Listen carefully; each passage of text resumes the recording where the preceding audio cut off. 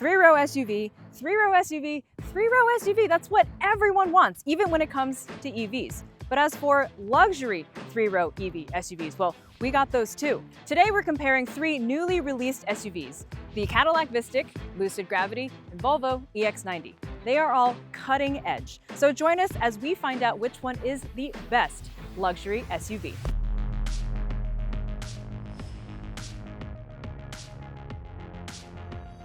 Two switches for 4 windows. You have to swipe back to the rear windows. This is a $100,000 car. They couldn't spend €3 on another pair of switches.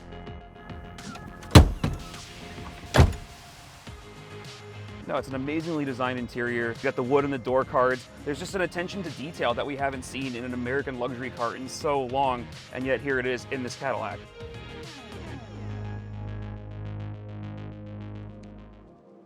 First up, the highly anticipated Lucid Gravity, the one meant for mass market appeal. Built on a new platform, the Gravity boasts Lucid's latest technology as well as rather minivan looks. This grand touring Gravity comes with dual electric motors, all-wheel drive, and 828 horsepower. In MotorTrend testing, it achieved 0 to 60 in just 3.2 seconds and the quarter mile in 11 seconds at 130.3 miles per hour. Not bad for a car that weighs a hair over 3 tons and again, is shaped like a minivan. The EPA rates the Gravity to return 386 miles of range, while our test results came to 335 miles of range.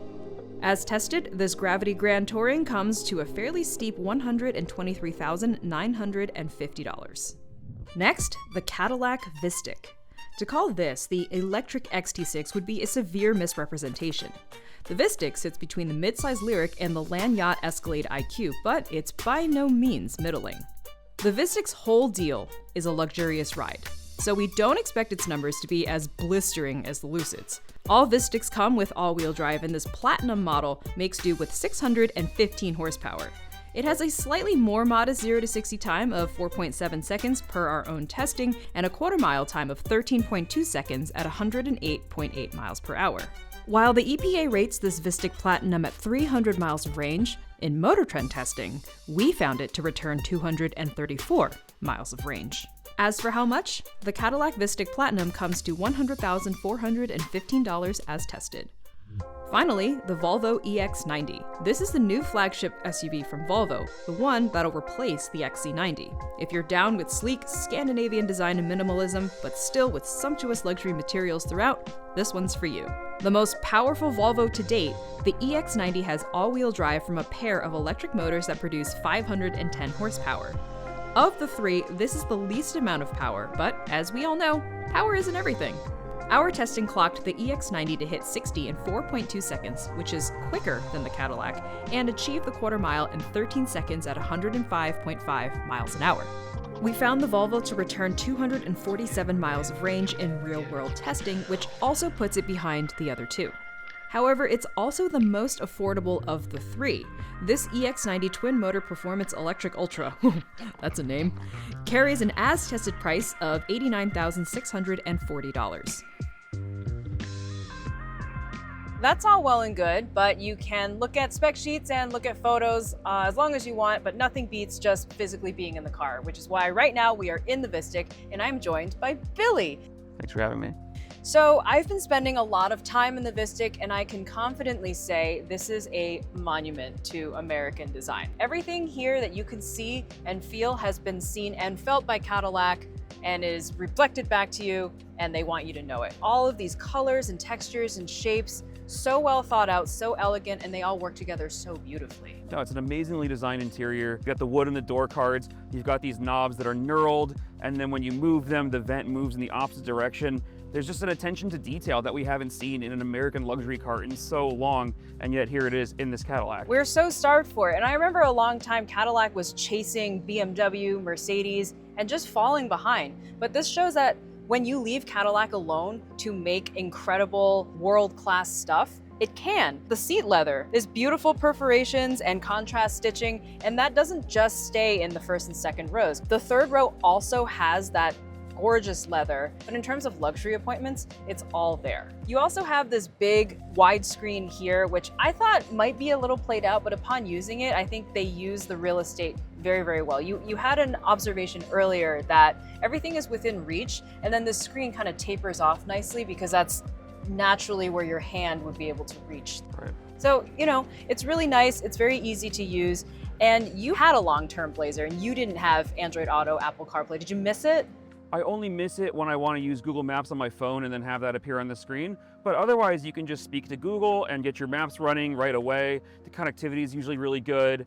And it's nice to have it fill the entire display because it was engineered by Google for Cadillac from the ground up. And they use that entire gauge cluster display. So I don't really like that this Climate is all touchscreen. I still find this pretty distracting to use and you have to bring your eyes pretty low to see it. That would be my only complaint about this. And also the fact that they put a cubby back here behind this Climate screen is kind of silly because I don't know anybody who actually puts anything back there, but that's a very small demerit in the face of what is a shockingly striking interior.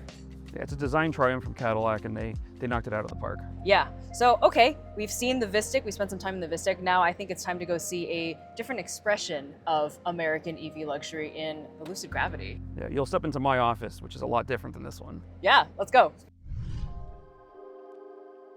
Gravity Grand Touring, same, but different. You also get a big curved display. That's like the first thing you notice when you get in this car. And then the second thing you notice, your eyes fall to this squircle steering wheel, which has its pros and cons. You have a little bit more leg room because the bottom side's, you know, a little higher, but it's kind of awkward when you're driving and you're in a curvy road and you want, you know, that more traditional steering wheel shape. This other strange thing about this is Lucid ditched old buttons on the steering wheel that were like little toggles up and down, and they replaced it with these large track pads, which have a pinstripe pattern that matches this console down here. So, can I pause and ask a question though? These are meant for thumbs? These are thumb pads. Human thumbs.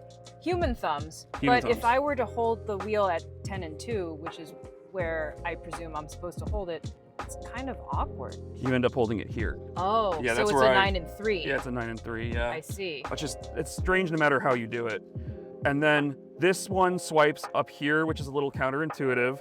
And then this one controls that widget over there. So you kind of don't have any labels on these because they end up performing a lot of functions. Like this one works for the cruise control and Dream Drive, hands-free driving, which you still have to have your hands on the wheel. And this one basically only ever does this, volume, skipping, and pausing. So they're unlabeled, but they have very specific functions. I also notice on this big tablet thing, there's not a home button. Is that right? No, there's no home button. Home is sort of the car menu, and then you swipe down for another home.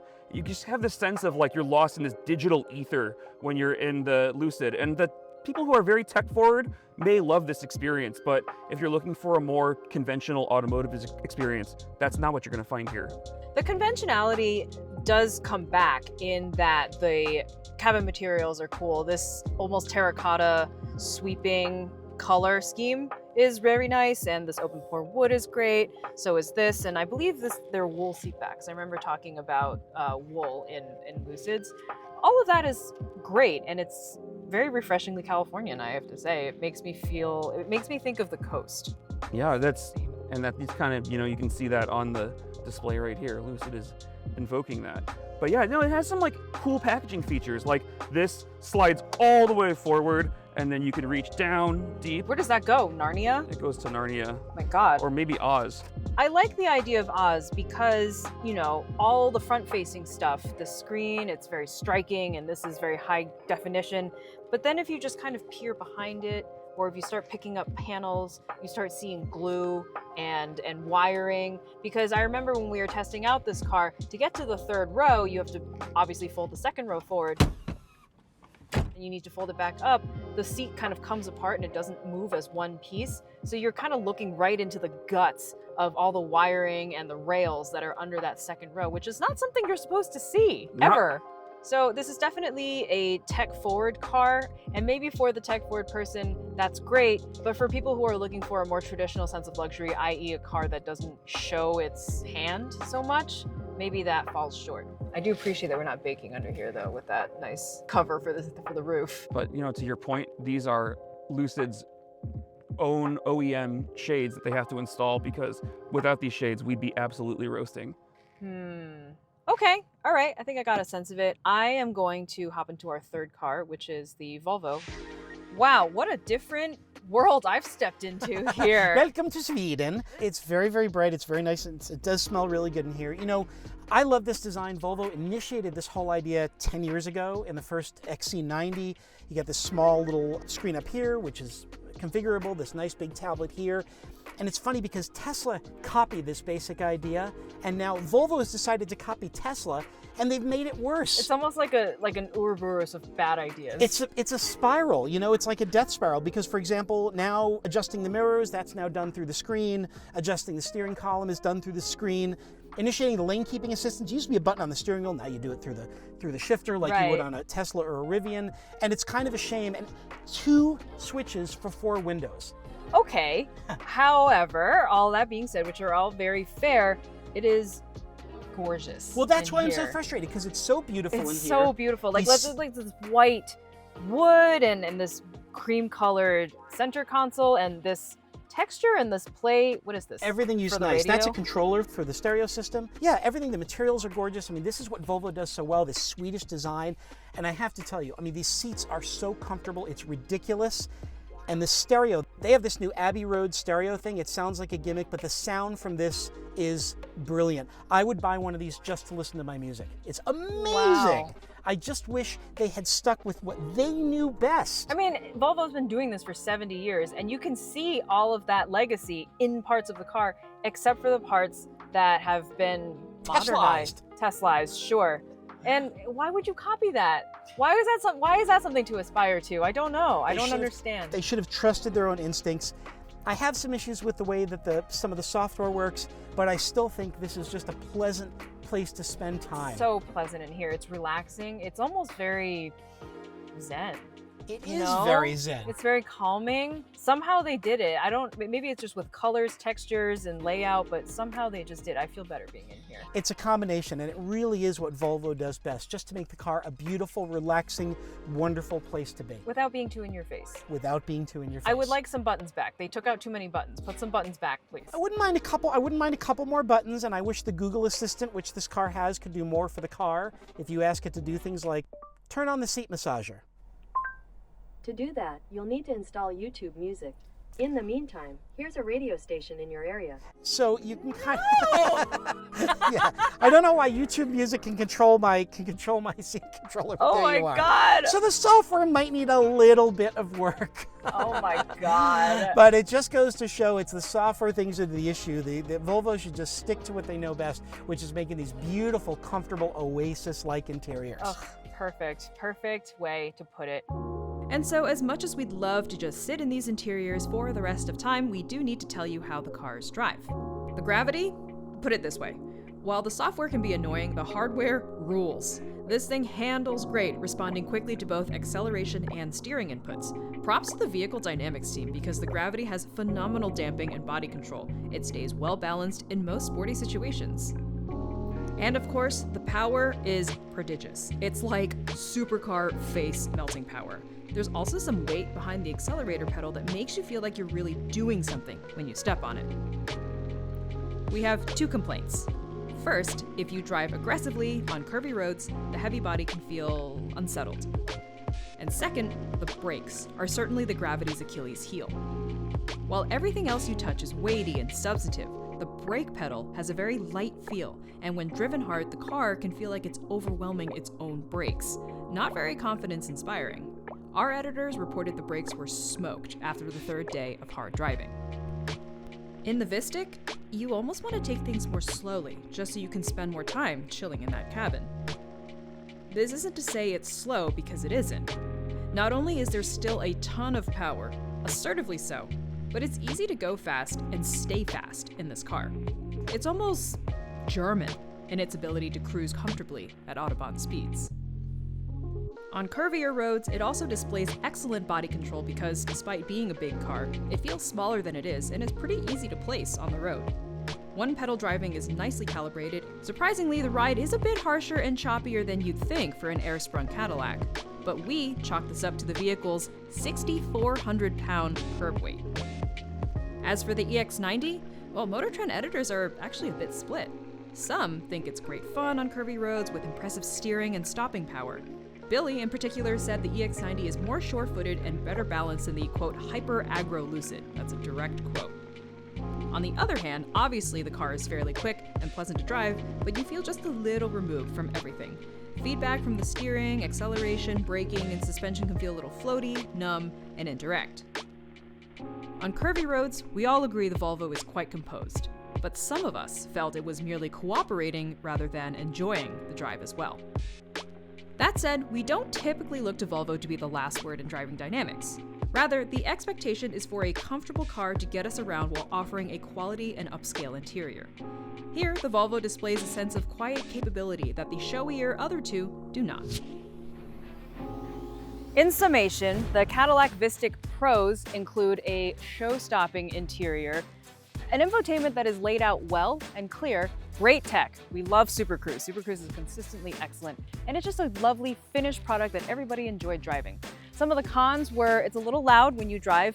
It's kind of unexpected for a Cadillac, actually. I thought it would be quieter. That rear seat is pretty small because it's very low to the ground, so your knees are going to be all the way up, and it doesn't charge terribly fast on a public charger. Aaron, what did you think about the Volvo? Well, you know, we love the interior design. It's supremely comfortable seats, beautiful, beautiful hardware, an epic stereo, and it was really good fun to drive. I think by far we agreed the most entertaining on our curvy roads. The real disadvantages for us was they picked up a lot of cues from Tesla, and they're not good ones. You know, Volvo pioneered this minimalistic interior, and they've kind of incorporated some bad ideas after Tesla ripped off that Volvo minimalism.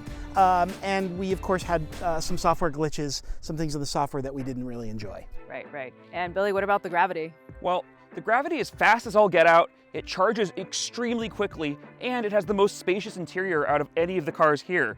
However, I think this car lacks polish. You can see the cracks through the veneer, and unfortunately, it just doesn't read as a completely finished product. And so, unanimously, we have decided the Vistiq is the winner of this comparison. It is the most luxurious SUV here. I mean, we couldn't stop raving about this thing. Well, it's just such a complete product. You know, we ran into glitches with some of the others, and the Cadillac feels really, really well finished, really put together. I loved the interior design. It really puts an American design standard back on top in this segment. So it seems to us that Cadillac has finally achieved something that it has been chasing for many years, which is it has finally become again the standard of the world. For the full comparison, head on over to MotorTrend.com. Thank you so much for watching, and we will see you on the next one.